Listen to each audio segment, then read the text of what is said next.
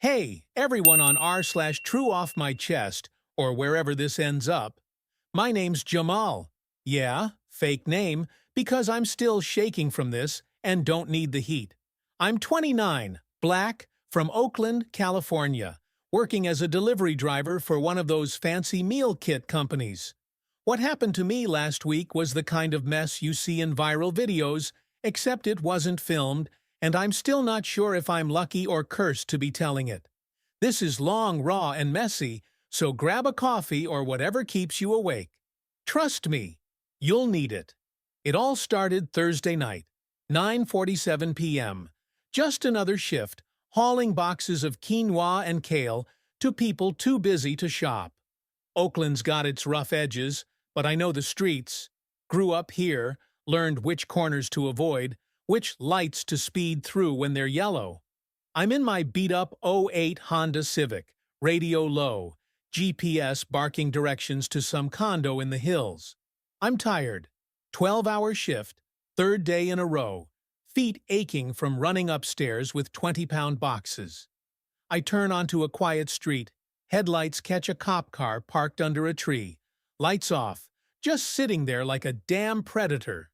My stomach twists. Not because I'm doing anything wrong, but because I'm a black dude in a hoodie driving at night.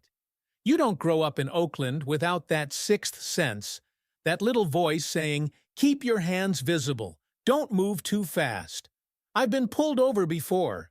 Expired tags, broken tail light that wasn't broken, you name it. But this time, I'm clean.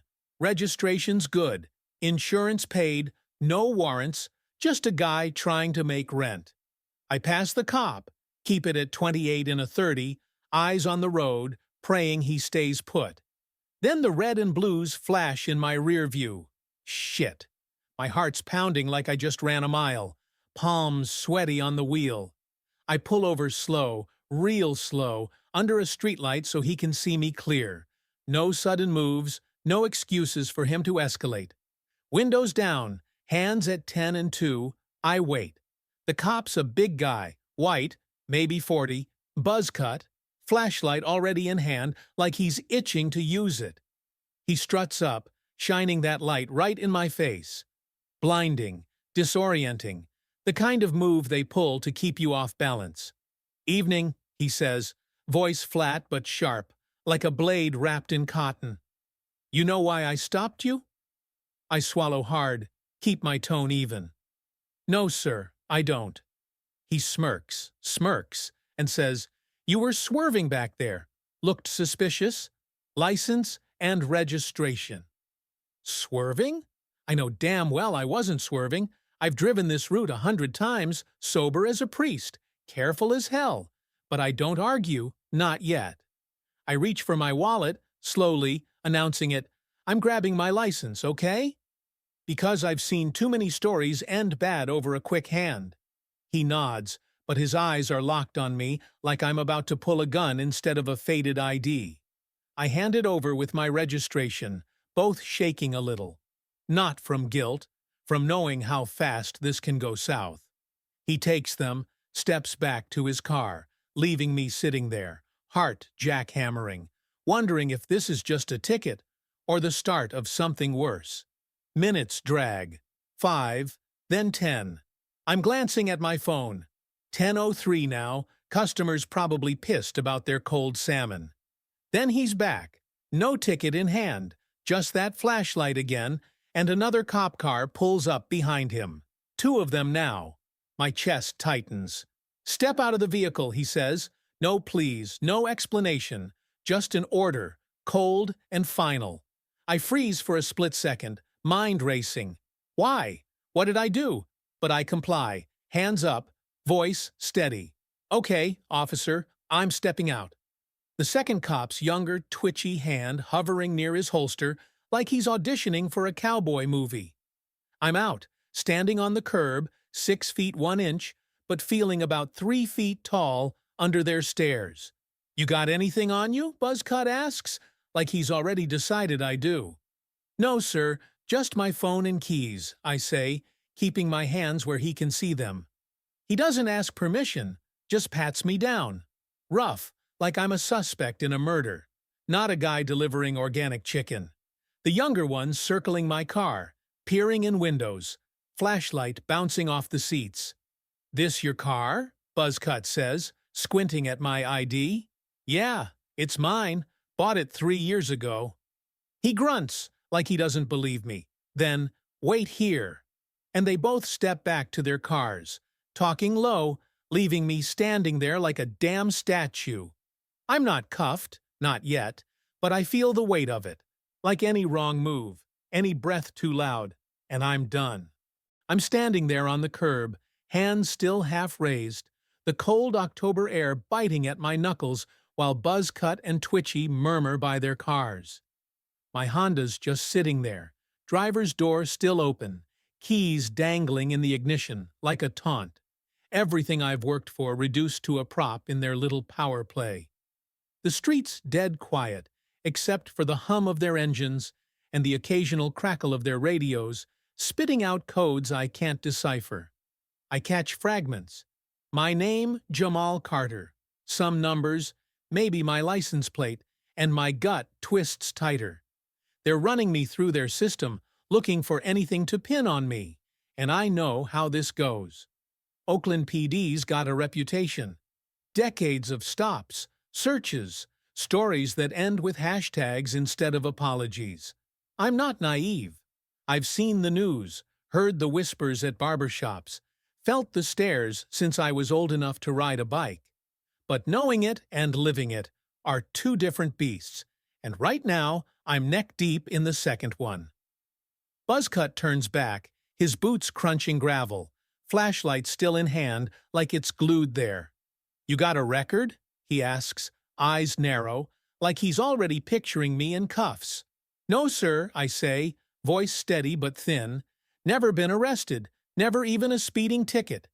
He snorts, a quick puff of air through his nose, like that's the funniest thing he's heard all night. "Clean, huh? We'll see." Twitchy's back at my car now, popping the trunk without asking, rummaging through my delivery bags, boxes of overpriced pasta, and vacuum-sealed steak spilling onto the pavement.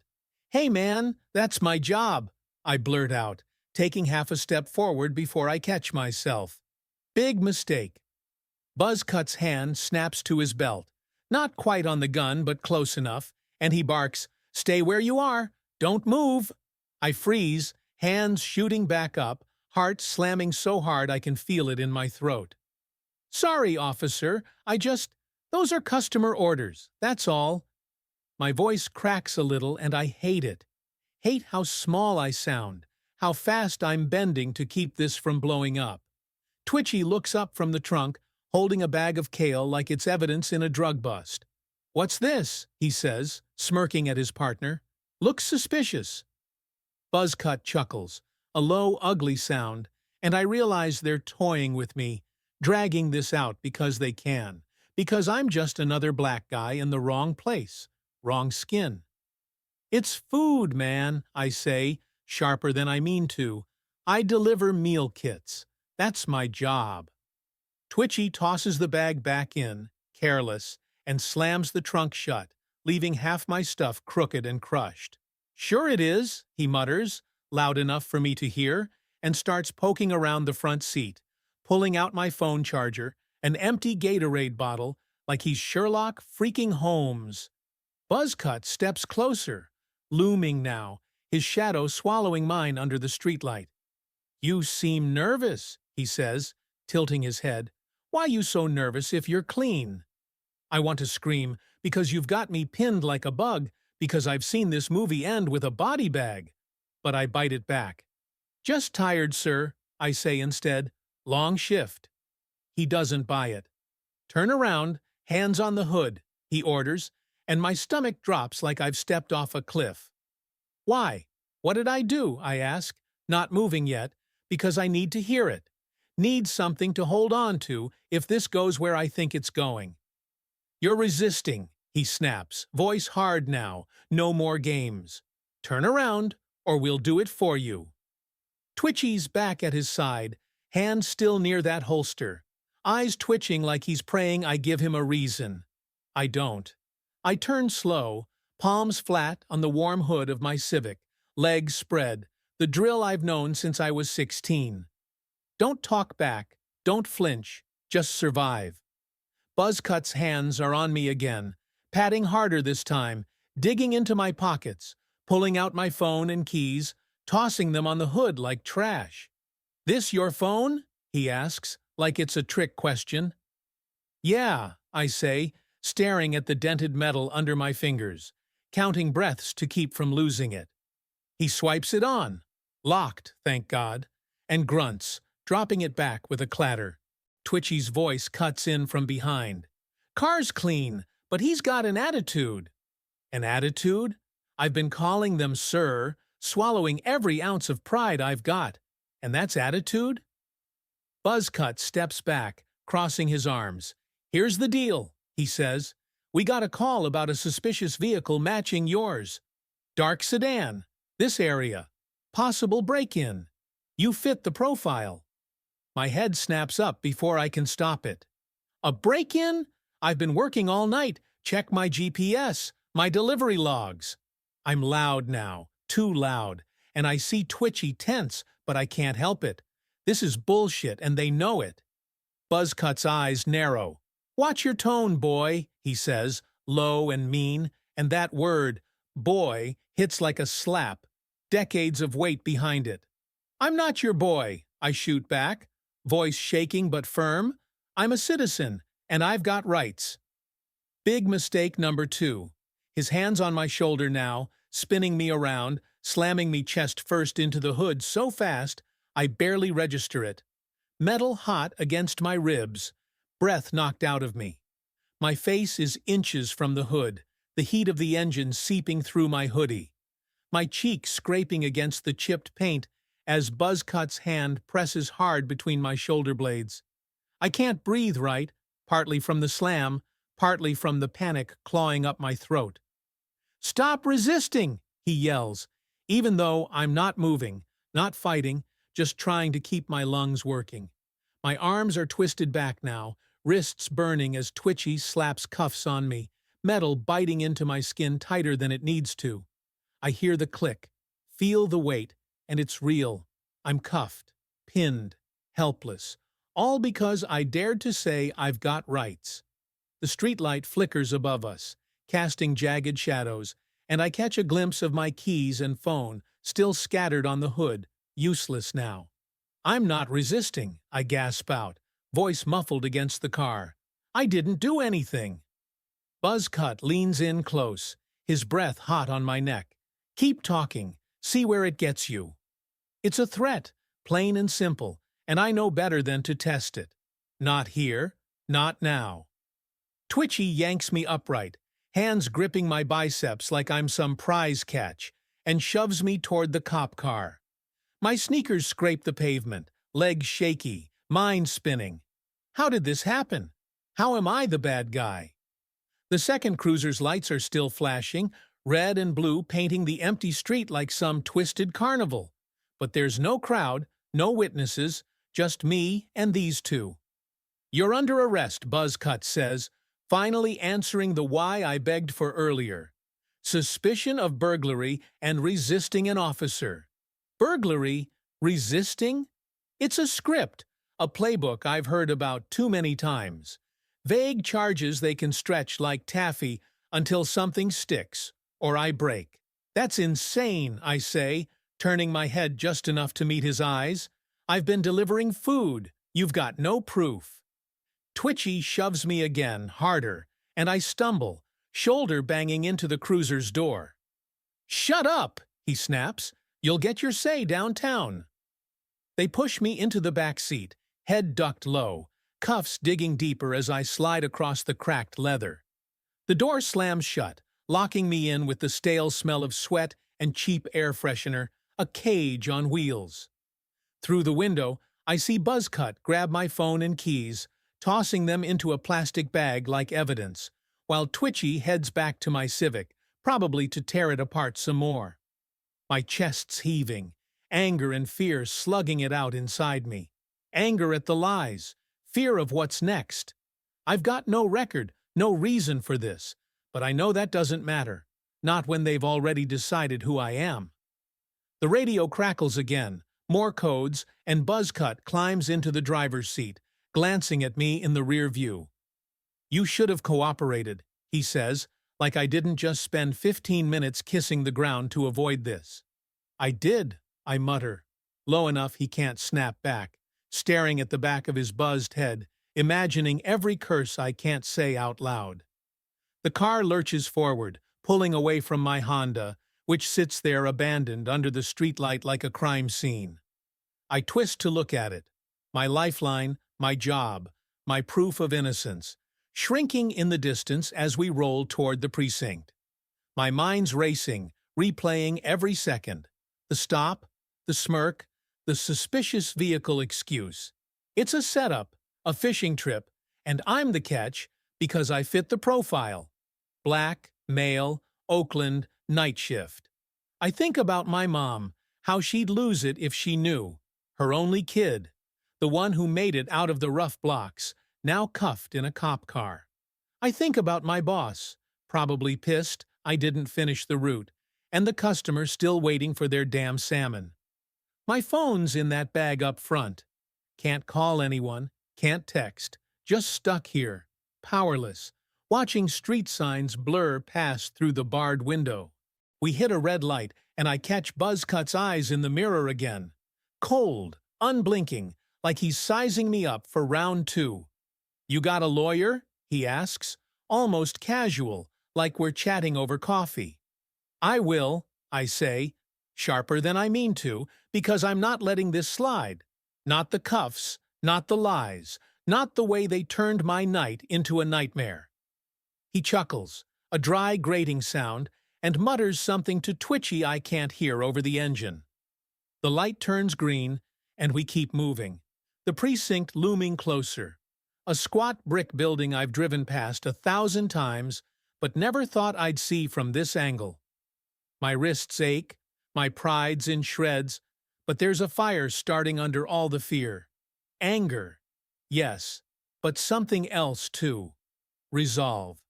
They think they've got me pegged, just another statistic to process and forget. They're wrong. I'm not going down quiet, not tonight, not ever. The cruiser pulls up to the precinct, tires crunching on loose gravel as Buzzcut kills the engine. The building's uglier up close, peeling beige paint, barred windows, a flickering neon sign that says Oakland Police, like it's daring you to trust it. Twitchy hops out first, yanking open my door, and I slide out awkward, wrists still cuffed, the chain rattling like a leash. My hoodie's bunched up from the scuffle, sneakers scuffed with dirt, and I feel every eye on me. Cops milling around the lot, a janitor sweeping by the entrance, all clocking me like I'm the nightly entertainment. Buzzcut grabs the plastic bag with my stuff and leads the way, his stride cocky like he's just bagged a trophy. I stumble after him, legs stiff from the cramped ride, head buzzing with a mix of dread and defiance. This isn't just a stop anymore, it's a machine, and I'm caught in its gears, another black face they're ready to grind down and spit out. Inside, it's chaos. Phones ringing, radios crackling, a drunk guy yelling in the corner while a desk sergeant types with one finger, ignoring it all. The air's thick with coffee and disinfectant, sharp enough to sting my nose, and the fluorescent lights buzz overhead, washing everything in a sickly yellow glow. Buzzcut shoves me toward a wooden bench, bolted to the wall, barking, "Sit!" like I'm a dog. I drop down, cuffs clanking against the seat, and watch him toss my bag on the counter, rattling off something to the sergeant about suspicious vehicle and resisting. The sergeant, a gray-haired white guy with a gut, barely looks up, just nods and scribbles on a clipboard, like this is routine, like I'm routine. Twitchy's already gone, probably back to the car to write up his version of the lie, and I'm left there, simmering, staring at the scuffed linoleum floor, counting cracks to keep from screaming. Minutes stretch, 10, 20, maybe more, and nobody's telling me shit. My hands are numb from the cuffs, shoulders aching, but I don't dare complain. Not with Buzz Cut still hovering nearby, chatting with another cop like they're at a barbecue. I catch snippets. Yeah, mouthy one. Fit the description. And my blood boils hotter with every word. Fit the description? What description? Some vague call they can't even prove? I'm no lawyer, but I've watched enough YouTube, heard enough stories. There's no probable cause here, no evidence, just their word against mine, and I know whose word wins in a place like this. My phone's in that bag, my lifeline, and I'm itching to call someone. My cousin Tasha, she's a paralegal, or my boy Marcus, who'd lose his mind over this. But I'm stuck, voiceless, watching the clock tick toward 11 p.m. Finally, Buzz Cut saunters over, clipboard in hand, and squats down to eye level, like he's about to share some wisdom. "Here's how this goes," he says, voice low, almost friendly if it weren't so smug.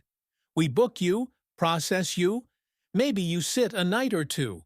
Or you calm down, sign a statement, and we cut you loose with a warning." A statement? My jaw tightens. "What statement?" I ask, keeping it steady, though I want to spit in his face. He smirks again, that damn smirk, and taps the clipboard. He smirks again, that damn smirk, and taps the clipboard. "Just say you were acting up, got a little heated, and we'll call it a misunderstanding. No charges, no fuss." I stare at him, disbelief burning through the fog in my head. A misunderstanding? He wants me to lie, to put my name on some bullshit confession that paints me as the problem, not them, not the illegal stop, not the cuffs, not the way they slammed me into my own car for daring to speak. "I didn't do anything wrong," I say, slow and clear, locking eyes with him. His smirk fades, just for a second, replaced by something colder, harder. "Your call, kid," he says, standing up. "But you're not helping yourself." He walks off, leaving the clipboard on the bench beside me, like it's a ticking bomb I'm supposed to defuse. I glance at it. Standard form, boxes checked for resisting, and suspicious behavior. My name scrawled at the top in his sloppy handwriting. It's a trap, plain as day. If I sign, I'm admitting guilt, giving them a free pass to say they were right all along. If I don't, I'm stuck here, maybe worse. My stomach churns, a mix of hunger and rage. I haven't eaten since noon, just a stale granola bar between deliveries, and now I'm here, fighting for my dignity on an empty tank.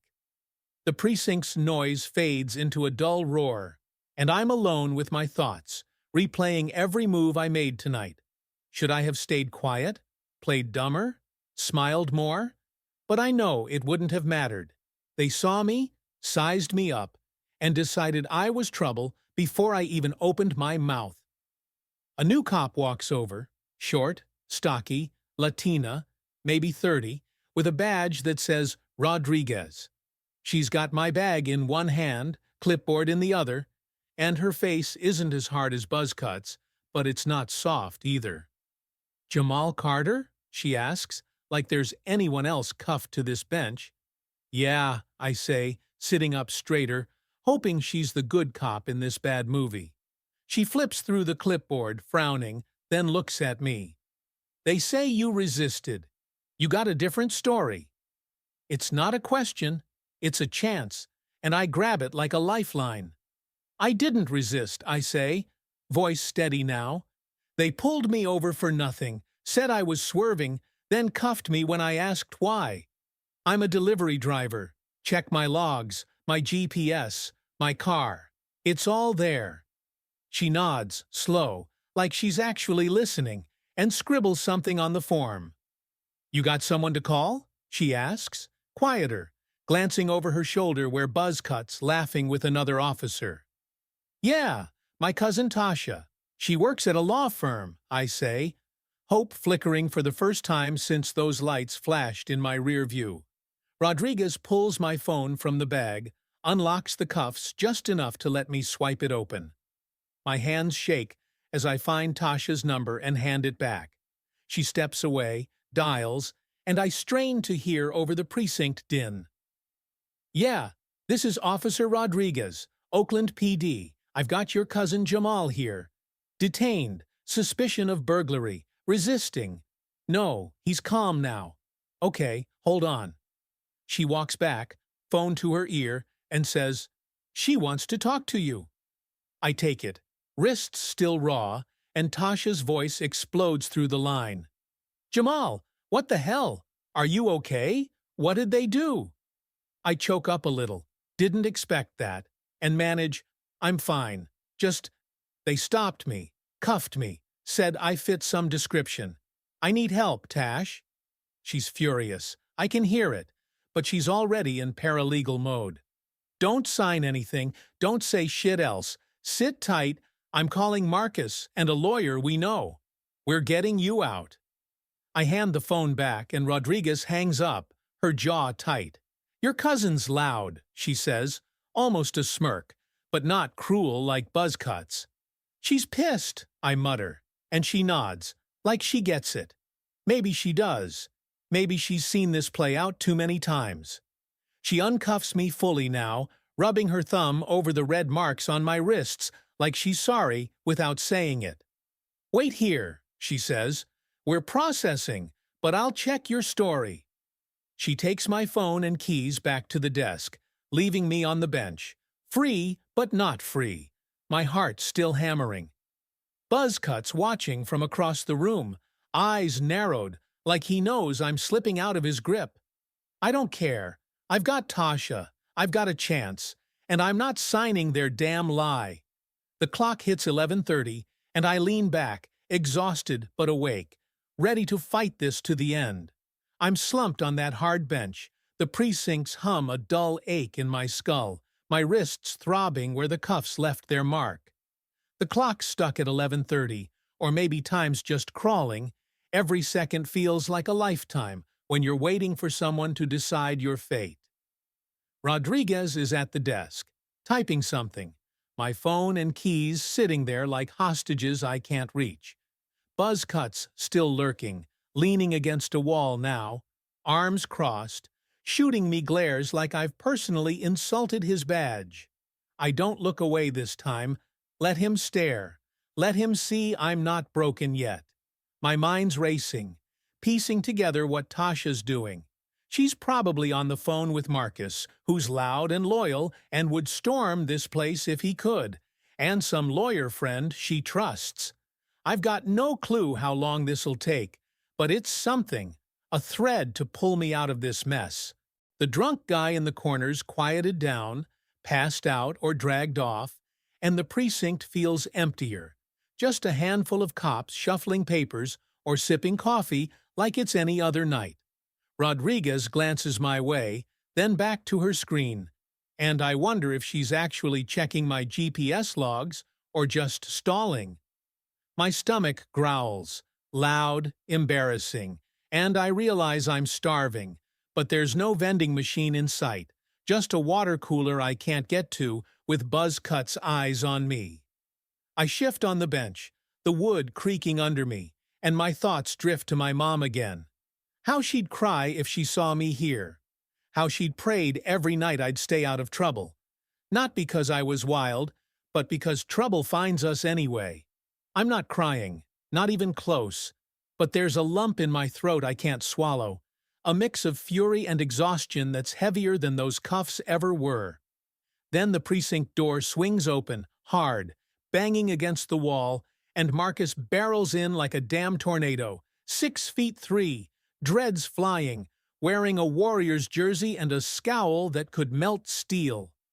Tasha's right behind him, all business in her blazer and heels, phone glued to her ear, and there's a third guy. Older, white, suit wrinkled like he just rolled out of bed, but sharp-eyed, carrying a briefcase. The lawyer, I'm guessing.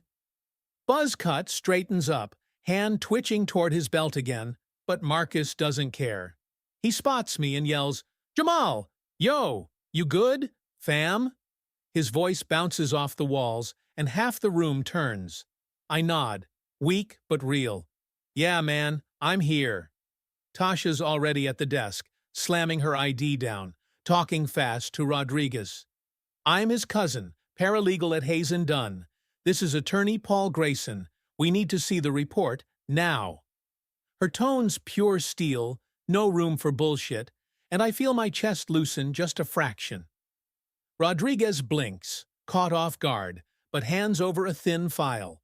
My arrest report, probably, and the lawyer, Grayson, starts flipping through it, muttering under his breath. Marcus storms over to me, crouching down, eyes wild. What the hell they do, bruh? You hurt? I shake my head. Just roughed up, cuffed me for nothing, said I fit some burglary call. He curses, loud and creative, and I almost laugh. Almost, because it's so Marcus, turning rage into poetry. Tasha's arguing now, voice rising. No probable cause, no evidence. Where's the caller? Where's the witness? This is a textbook, unlawful stop. Grayson nods, calm but firm, stepping up to Buzzcut, who's joined the fray, looking less smug now. Officer, I'm representing Mr. Carter. I see no basis for this detention. Release him, or we're filing a complaint with Internal Affairs by morning. Buzzcut's jaw tightens, but he's cornered. 3 against 1, and Grayson's got that quiet authority that makes you listen. We were within protocol, he starts, but Grayson cuts him off. Protocol doesn't include fabricating charges. His delivery logs check out. Clean record, no priors. Let him go. Rodriguez steps in, quieter. I ran his GPS. It matches his route. Nothing suspicious. Buzzcut glares at her, then me, like we've betrayed him, but he's got no play left. Fine, he snaps. Get him out. Tasha grabs my stuff from the desk, shoving my phone and keys into my hands, and Marcus hauls me up, clapping my back so hard I wince. Let's bounce, fam. This place stinks. We're out the door before they can change their minds, the night air hitting me like a lifeline. Cold, crisp, free. My Honda's still back on that street, but Marcus says, we'll get it tomorrow. Ride with me. Tasha's on the phone again, thanking someone, probably the firm, and Grayson's already talking lawsuit. We've got a case here. Excessive force, racial profiling. Your call, Jamal. I'm too tired to decide.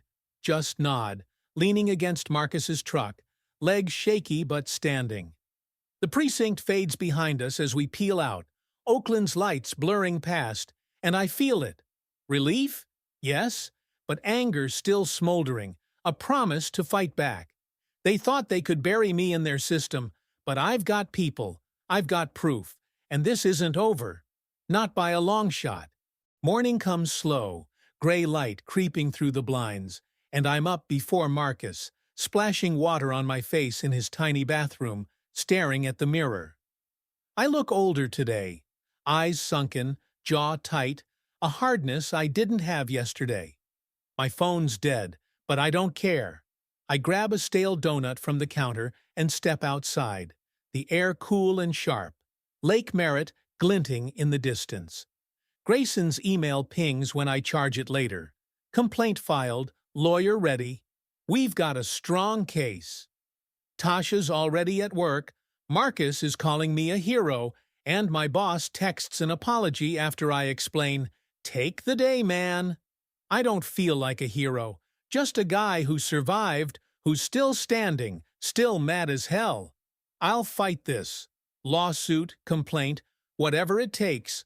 Not just for me, but for every kid in Oakland who's next, who doesn't have a Tasha or a Marcus or a chance. They thought they could erase me in their system, but I'm writing my own ending, and it's loud, it's real, and it's just getting started.